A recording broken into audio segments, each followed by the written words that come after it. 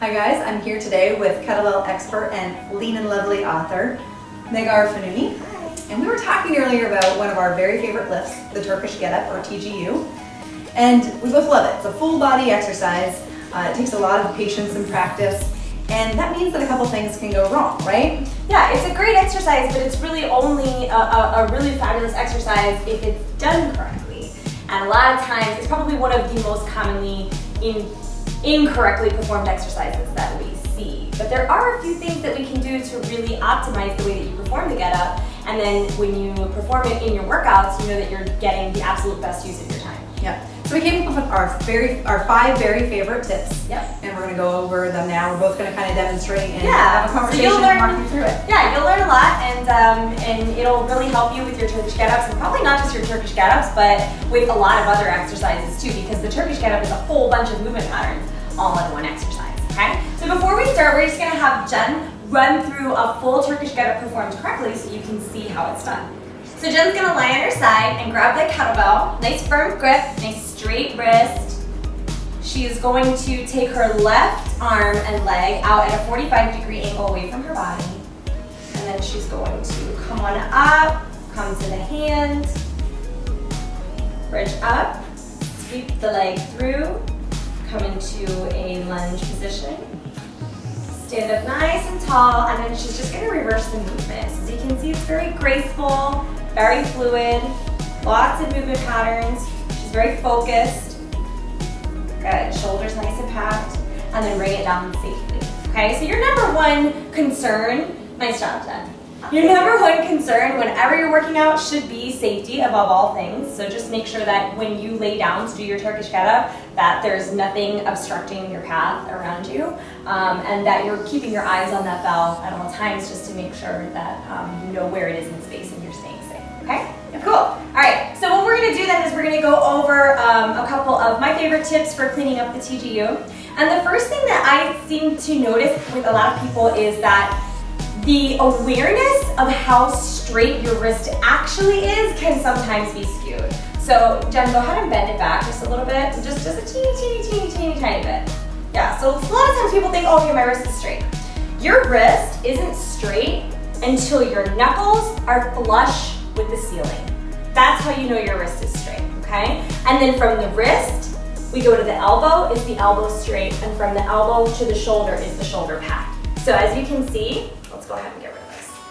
Go ahead and pack your shoulder, everything's straight, okay? As you can see, when Jen's in this position, I can push down on her arm and everything stays solid.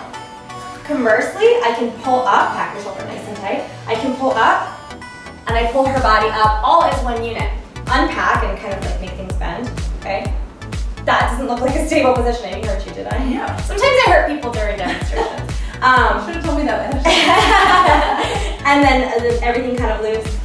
See that? That doesn't look safe either, right? Okay, so a lot of times people think, okay, I'm solid, everything's good to go. If you have a partner that can test those things on you, that's great, because then that'll really help you out to know that you're packed, your wrist is straight, elbows straight, shoulders straight, because the whole chain, one thing affects the other all the way down. Absolutely. Yeah, and if this isn't good to go, then you might as well not do the exercise, because these things all have to be connected in order for the exercise to really be performed effectively, okay? So remember, the wrist, this isn't straight, okay? It's like the tiniest little bit of difference, and you might even think like, oh God, that's not even different at all, but it does make a big difference. So always think knuckles flush with the ceiling. And one thing that can actually help with that is, Jen, if you want to go ahead and put the kettlebell in your hands and bring it up. Open your hand. You guys see how deep in her hand the kettlebell is? It's really deep in the palm of her hand. If the kettlebell was up here, go ahead and close your hand, it's a lot harder for her to straighten her wrist. So just make sure you get that kettlebell as deep in the palm of your hand as you can, grip it tightly, and it'll be a lot easier to keep a straight wrist, okay? Cool, that feels better, yeah? Yep. Okay, so that's tip number one. Tip number two builds right on top of that, okay? So first we've got to make sure the wrist is straight, the elbow's straight, and the shoulder's packed. But then once we do that, we have to make sure we continue to do that throughout the entire exercise. So go ahead and do one with the weight. What you're going to see here as Jen goes through the movement is that even though she's moving through lots of different movement patterns, at all times, no matter what, her arm is perpendicular to the ground, okay? A lot of times I see people trying to reach with the weight as they move through the exercise, and then when they'll get here at the top, sometimes the arm is like slightly forward, right? But it doesn't matter where your body is in space. Your kettlebell arm is always going to be perpendicular to the ground, and that's something really important to consider at all times during the movement, okay? So if maybe you can film yourself doing it, or you can have a friend watch you, and if you notice that at any time your arm isn't perpendicular to the ground, then you know you have to kind of reassess where your body is in space. Okay? Yep. Cool. And once you get those things in order, you are well on your way to a successful TGU. Yeah, so that's a really good firm foundation. Yep. Now, what I would add to that is you can have everything right in your upper body and you can be nice and solid, but if you're not connected to the ground, things are going to go wrong. And I'm going to show you what I mean at first, and then I'm going to sort of trade places with NEGHAR. Yep. So I see a lot of this. First, people try to pick it up this way, cradle that thing like a lever. And then they get here, everything is looking good, and then all of a sudden, that thing comes up. Yeah, it's all disconnected. It's all kind of funky. Because I think what happens is people think it's about the kettlebell. Right. They're focused on the kettlebell and not on the way their body's connected. No, they're not focused on connecting to the ground. And that's one of my biggest tips, is for each segment of the TGU, and there are lots of them, I want you to pretend like you're growing roots in whatever body part is connected to the ground at the top, at that point. So right now, she's growing roots through the back of her shoulder. When she's gonna rotate, punching the kettlebell up toward the ceiling, she's connected to the ground in everything that is touching the ground. She's using the force of the ground to bring the force into the kettlebell. Perfect. Now this is a pretty TGU. Nobody does a prettier TGU than NEGHAR FONOONI. Gorgeous. And right there, really connected, like I'm really pushing into the ground when I stand up. Absolutely.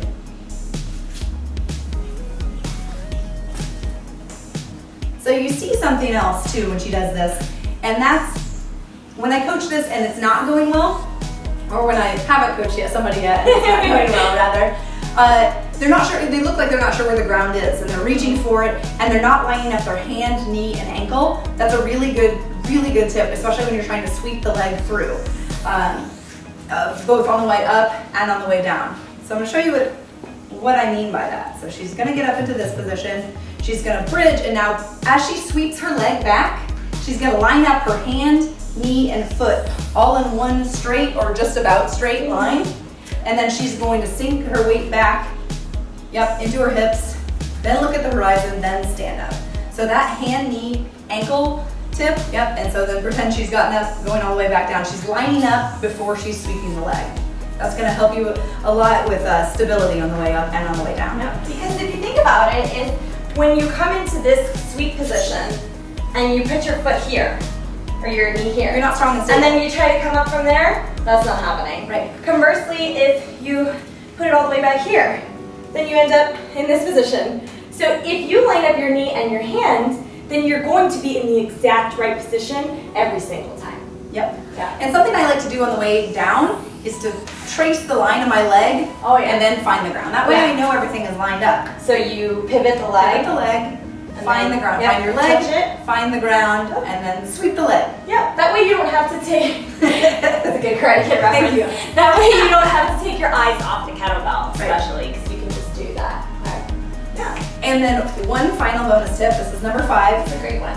Is that if you're experiencing any knee pain when you are sweeping sorry, not that sweep, but the rotation of the lower leg into position, if you feel like your knee is grinding into the ground, you don't have to do it like that. So she's gonna get into position. So this would be the normal way, right? Yep, the normal way. She pivots her lat on her knee, pivots her foot around, and then stands up. Now, the alternative way to do this would be, if you don't want to grind your knee into the ground, totally fine. Sink your weight back into your hips, and then bring your front leg around and stand up. Perfect. So then you don't get that pivot on the knee, and she's gonna go back exactly the way she found. So she's still gonna line up her hand, knee, ankle. Like that rule still applies. You're just gonna bring your body around, your front leg around into the lunge position before you stand up. It's actually a really great rotational exercise for the hips too. Yeah. Then you end up in this position where you really have to focus on being in this open position and still being stable. And then this movement here is really challenging as well. For sure. So not only does it make it easier on the knee, but it actually gives you an added bonus by giving you an added challenge. We love bonuses. Yeah, we love bonuses. So those are our 5 best tips for a more successful TGU. Yeah, and actually TGUs I think are so important that when I wrote the Lean and Lovely program, I built them into just about every single workout. So you'll find TGUs in every phase of Lean and Lovely. I think that they're a great warm-up, so it's a great way to start your workouts. So in the Lean and Lovely program, we start almost all our workouts with the TGU because it incorporates all the movement patterns, incorporates your entire body, so that when you go in to do your metabolic workouts or your strength workouts, your body is really prepped for those movement patterns. It's really that important. And we want to hear how these tips helped you in the comments below.